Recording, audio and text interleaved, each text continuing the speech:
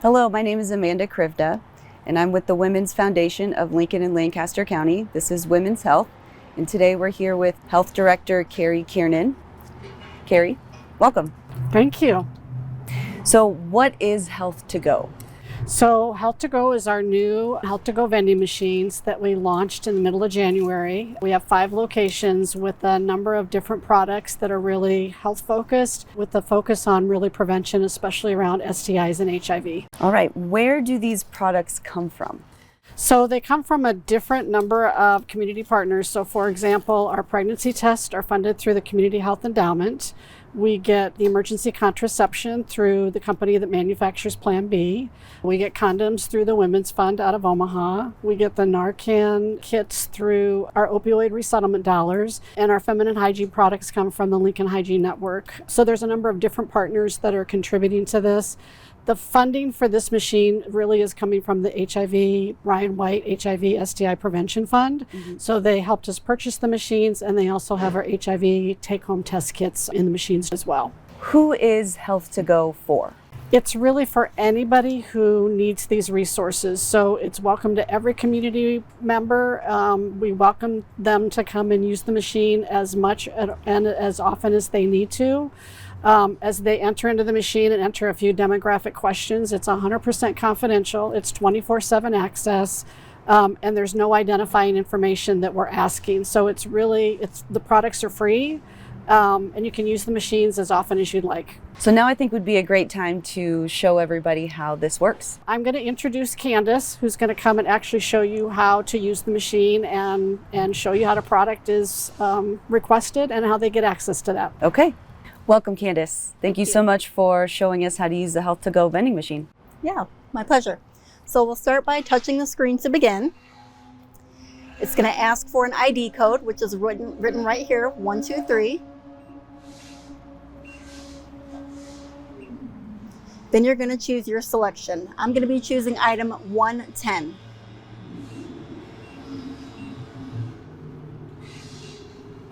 Press the checkout button. Then it will ask a few demographic questions. Your age, your race, and your zip code.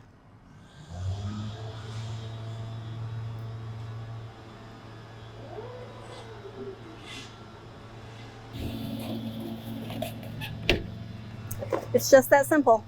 All right, well, thank you to Candace for showing us how to use the machine.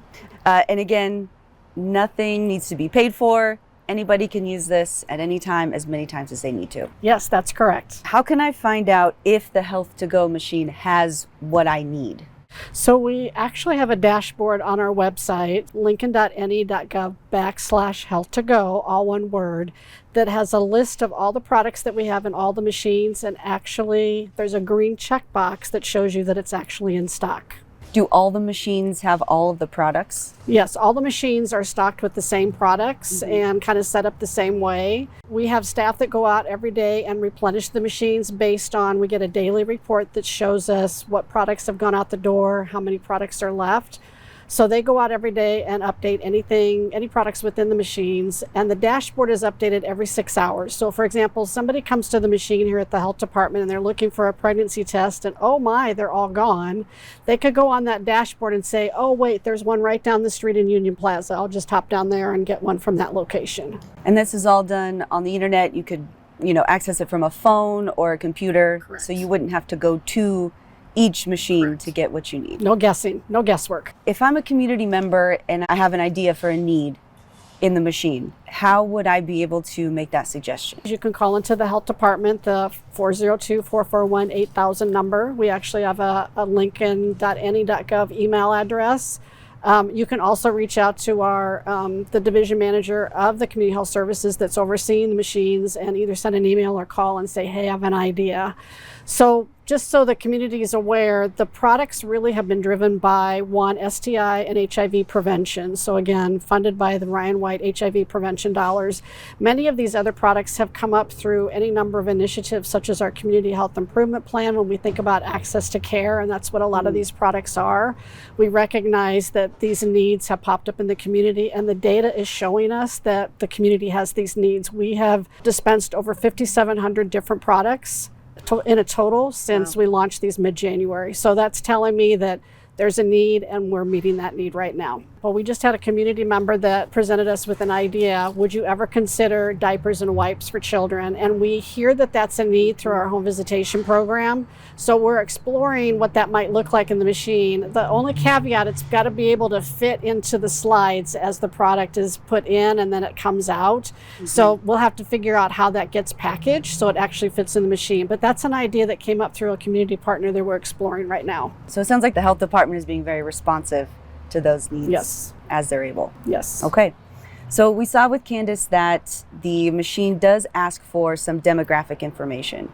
What does the health department do with that demographic information? It's so new, we're just capturing this data on a monthly basis just to get a sense of, again, the demographics that are using the machine. So for example, a bit over 60% are between the ages of 18 to 34, and another 25 to 30% are over that 44 age group. So we're getting a sense that between 18 to 44 years of age is the age groups that are using much of the products. So that gives us a sense that we're really meeting our target group, again, around HIV and STI prevention, but access to some of these healthy options that may not be otherwise attainable just because they're priced out. They just can't meet the needs if they go, for example, a pregnancy test, whatever that might cost at a local drugstore. And if that's a barrier, we want you to come here and get those for free.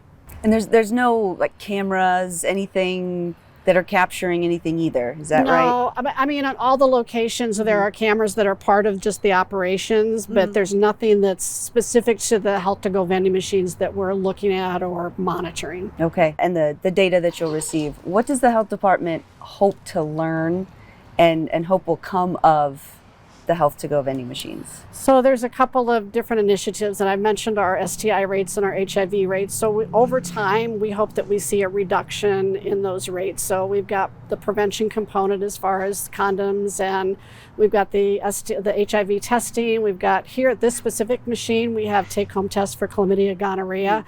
The reason it's only here at this machine is that's a urine test that they then have to bring back to the health department. So we're really trying to just normalize. There's no stigma around STI testing. We want everybody to feel very comfortable. It's just like you go in and get your blood pressure checked, or you get your labs drawn at your doctor. This is just an easy way to get access. Every product has a QR code, so they can learn more about what resources are available. So for example, with our HIV take-home test kit, there's a QR code that will link to just HIV prevention in general, but the services that an individual can come to the health department as far as a wider breadth and depth of STI testing. I think the other one is anecdotally, we've heard from some of our health systems that women are presenting to the emergency department for pregnancy testing. I want to say to those folks, don't bog yourself down and wait at an ED. Come right here. They're free. Test until you feel comfortable that it's a positive or a negative. There's a number of different health initiatives that over time we hope either improve, such as access to care, or we are decreasing our STI rates with prevention. The other one that's really critical in here is our Narcan, which we want people to all have a Narcan kit within their homes or within their cars, so that if they do come upon somebody that they think might benefit from that, it's easily and accessible, so we're reducing those overdose situations. I get a product, there's a QR code on the product, so I get what I need in that moment, but I also have an opportunity to look into resources to learn more about how to follow up with whatever happens on the other side of the product that I use. Correct. Okay. Are those local resources? Correct. And most of them are through the health department, or they have a connection. But like the Feminine Hygiene Network, they have information about additional products that they have at their location that may not be in the machine. So it just depends on who the product came from and the messaging that we're trying to get out. Do you know how successful have these machines been in other areas like maybe Lincoln or Nebraska? So the two other locations that I'm aware of are Douglas County. They've had their machines, and I think around the same number, 5, maybe one more, that they have had in place for about a year before we launched ours this year in 2025. And the other one, I believe, is in the North Central District. They have one machine that they launched last summer. So I know Douglas County has been wildly successful, and they've been sharing their data as we've been sharing ours. So this is telling us that even in the urban and rural communities, access to these products is vitally important. How was it decided where the machines were placed, within different communities? We worked with our epidemiology team, and they did what's called a geospatial analysis. So they took a look at our hottest zones for STI rates, and then overlaid some additional data such as poverty, transportation, access to care, and we've kind of got a hot spot between our most western location is at the Carriage Park parking garage, up 27th Street, the health department too being kind of the critical access point. So I've been asked if we could add more machines, and I always say that depends on the funding, but I'm always open to additional locations if the data shows that that would really be a good connector for the community. Why is this an important resource for Lincoln?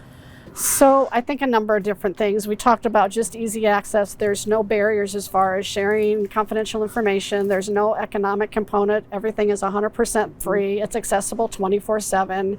And I think it helps reduce the stigma that this is just a normal thing that people can capture whatever product they're looking for. It makes it easy, it's accessible.